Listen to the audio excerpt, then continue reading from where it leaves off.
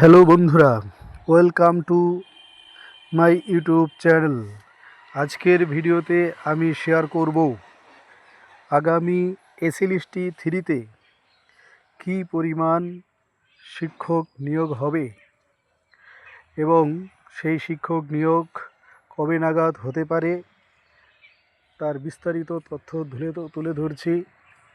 যারা নতুন তারা আমার চ্যানেলটি সাবস্ক্রাইব করে পাশে থাকা বেল আইকন অন করে রাখবে, তাহলে তোমাদের কাছে এরকম নতুন নতুন তথ্য দ্রুত পৌঁছে যাবে। ভিডিওটি স্কিপ না করে প্রথম থেকে শেষ পর্যন্ত দেখবে, তাহলে পুরো তথ্য ক্লিয়ার হয়ে যাবে। কথা না বাড়িয়ে শুরু করছি আজকের ভিডিও। মাননীয় মুখ্যমন্ত্রী শুভেন্দু অধিকারী মহাশয় জানিয়েছেন,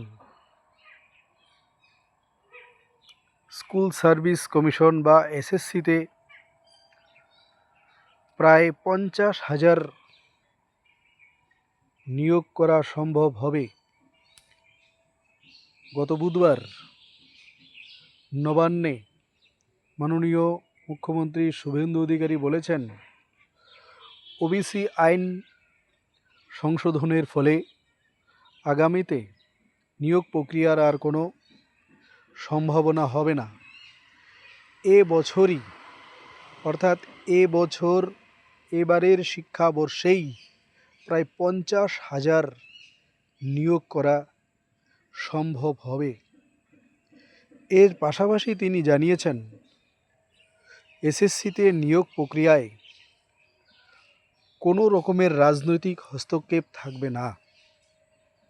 অর্থাৎ এসএসসিতে নিয়োগ প্রক্রিয়ায় রাজনৈতিক হস্তক্ষেপ বন্ধ করার কথাও তিনি জানিয়েছেন। School service commission